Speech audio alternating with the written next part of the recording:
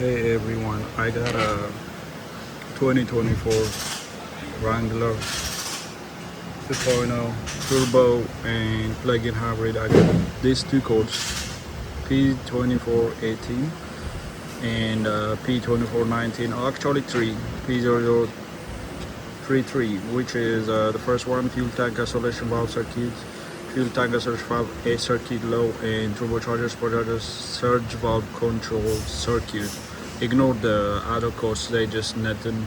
The main concern is popping which pop the check engine light is these three codes right now.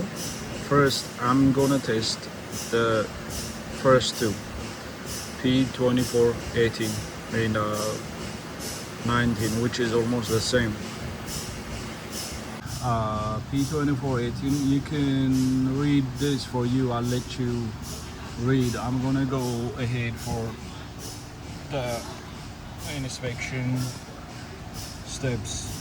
Always see, all you gotta do, whether it's active or stored, you have to clear the code and read it again and stuff like that. Since it is a electrical fault, this ECM forced test not gonna be done, so we're gonna go to step 2. What is the step 2? This we're gonna check the ACD relay output circuit,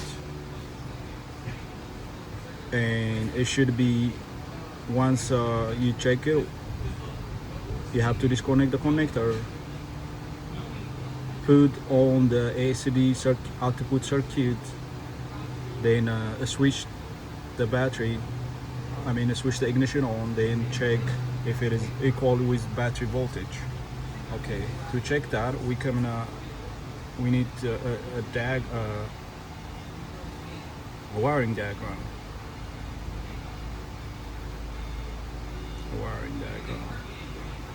Okay, we need to come over here, wiring diagram, which is an isolation valve, fuel tank isolation valve. There's two lines, one in green and one is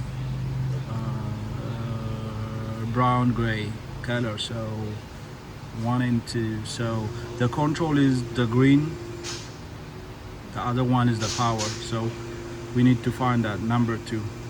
All you gotta do, when you click it here, it show you number 2 and number 1. Okay, number 2 is the fused ACD relay. Okay, number 1 is the dark green and brown gray, so we are looking number 2, which is the output. When you unplug it, it looks like that. The fuel isolation valve is located under the right rear tire right here by the fender wall, so you gotta remove the cover. Then you found here the evap, leak detection and everything. So all you gotta do, there is a 3 bolts, you have to remove it from there, and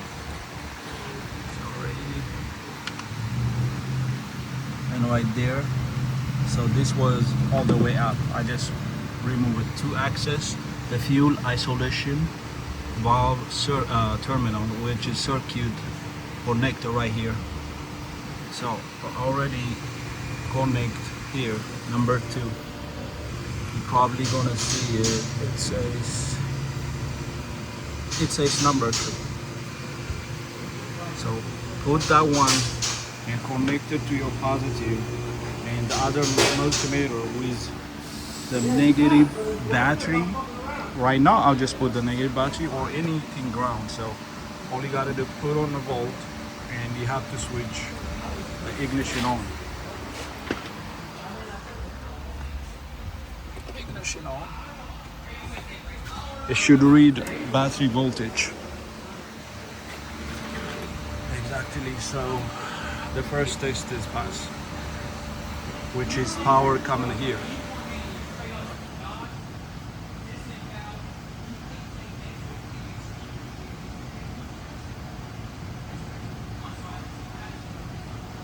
So battery voltage, yep, yes, go number 3.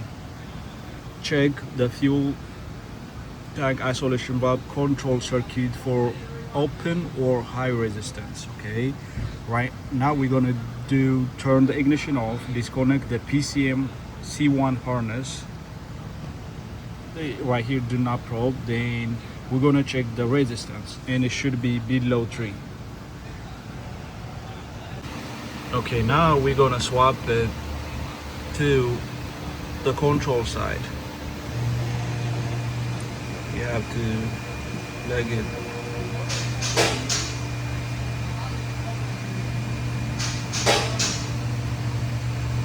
Slowly. It's kind of dark.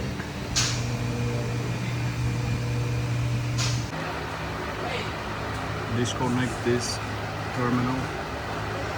That's the PCM C1 harness connector. And you have to flip it like this.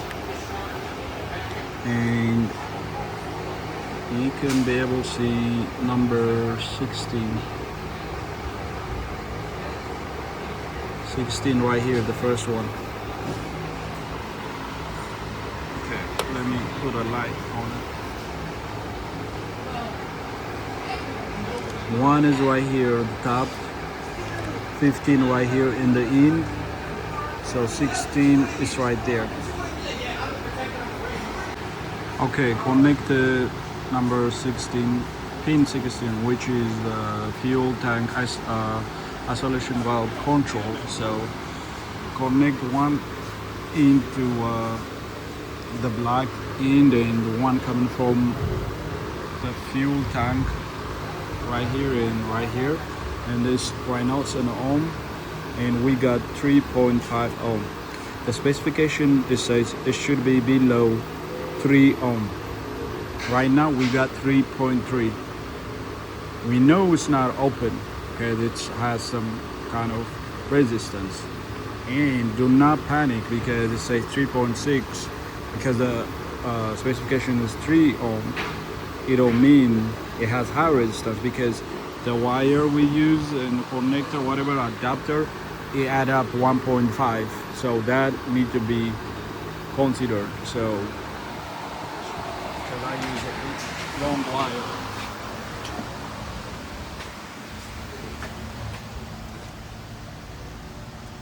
and I didn't add it up, so it does the resistance below 3 ohm. Of course, because you know why? Because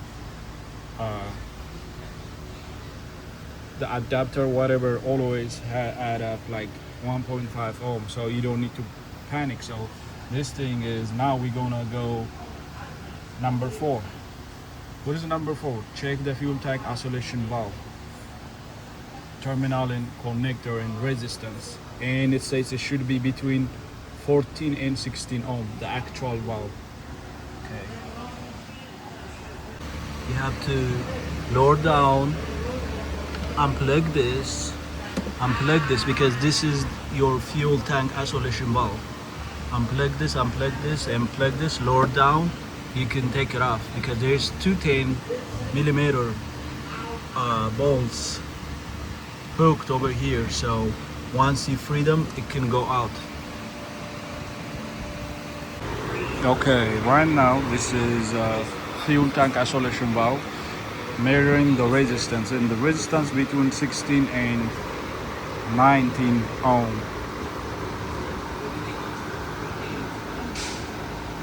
Sorry, the resistance between 14 and 16 ohm.